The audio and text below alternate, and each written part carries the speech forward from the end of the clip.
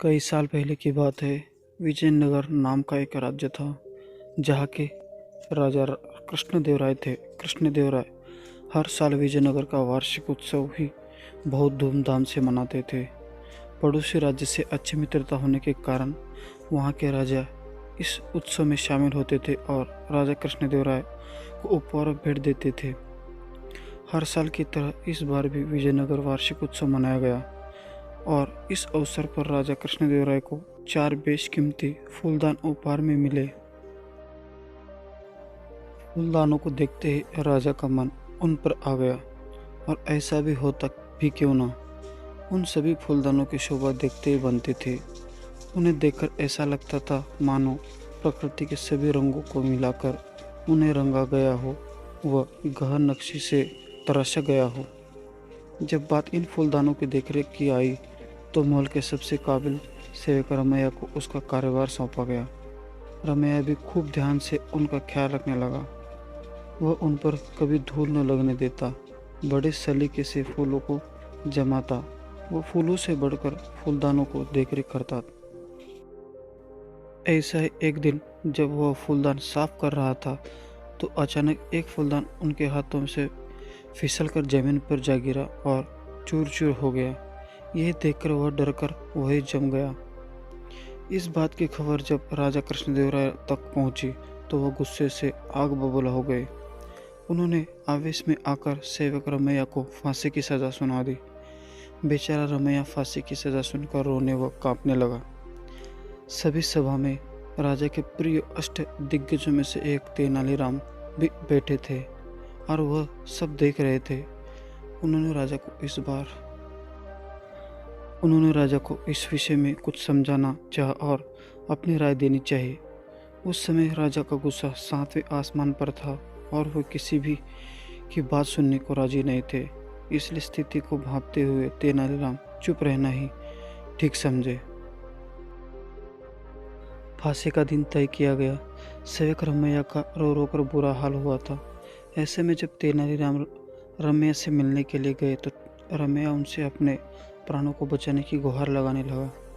तेनालीराम ने रमैया के कानों में धीरे से कुछ कहा, जिसे सुनकर उसके चेहरे के भाव कुछ शांत हुए और उसने अपने आंसू पोंछे। आखिरकार फांसी का दिन भी आ गया। रमैया निश्चित शांत खड़ा था। फांसी देने से पहले रमैया से उसकी आखिरी इच्छा पूछी गई। रमैया ने झट से जवाब में कहा कि वह मरने से पहले बचे हुए तीनों फूलदानों को एक अंतिम बार देखना व छूना चाहता है। सभी को उसकी इच्छा सुनकर बहुत हैरानी हुई। आदेशानुसार तीनों फूलदानों को मंगवाया गया। रमैया ने उन्हें पहले सभी फूलदानों को निहारा, उन्हें धीरे से उठाया और एक एक करके सभी फूलदानों को जमीन पर पटक दिया, जिससे वे टूटकर बिखर गए। राजा यह देखकर गुस्से से लाल हो गए और उन्होंने रमैया से पूछा, मूर्ख, तेरी इतनी हिम्मत, बोल तूने ऐसा दुस्साहस क्यों किया? रमैया ने थोड़ा मुस्कुराते हुए जवाब दिया, मेरे भूल के कारण आपका एक बेशकीमती फूलदान टूट गया, जिसकी वजह से मुझे मृत्युदंड मिल गया। अगर भविष्य में किसी सेवक द्वारा ये तीनों फूलदान गलती से टूट जाते हैं तो मैं नहीं चाहता कि उन्हें भी मेरी तरह हत्याकांड मिले और ये दिन देखना पड़े।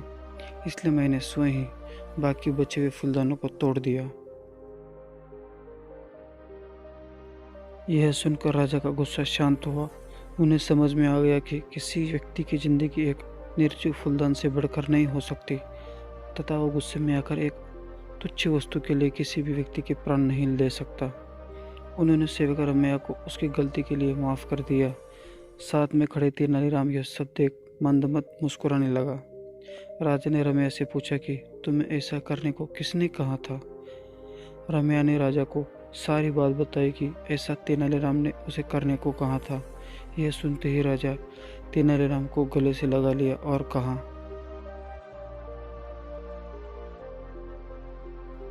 तेनालीराम, आज तुमने मुझे बहुत बड़ी भूल करने से बचा लिया और साथ ही एक काबिल सेवक की जान भी बचा ली। आज की इस घटना से मुझे यह समझ में आ गया कि मनुष्य को गुस्से में आकर कोई भी फैसला नहीं करना चाहिए। तथा किसी भी जीव के प्राण किसी वस्तु से कहीं बढ़कर है। इसके लिए शुक्रिया तेनालीराम। इस कहानी से हमें दो सीख मिलती है। पहला यह है कि हमें आवेश में आकर कोई भी फैसला नहीं करना चाहिए। गुस्से में किए गए फैसले अक्सर गलत साबित होते हैं। दूसरा यह किसी वस्तु के लिए हमें किसी इंसान के जीवन को खतरे में नहीं डालना चाहिए। किसी भी वस्तु का मोल किसी इंसान की ज़िंदगी से ज़्यादा नहीं होता।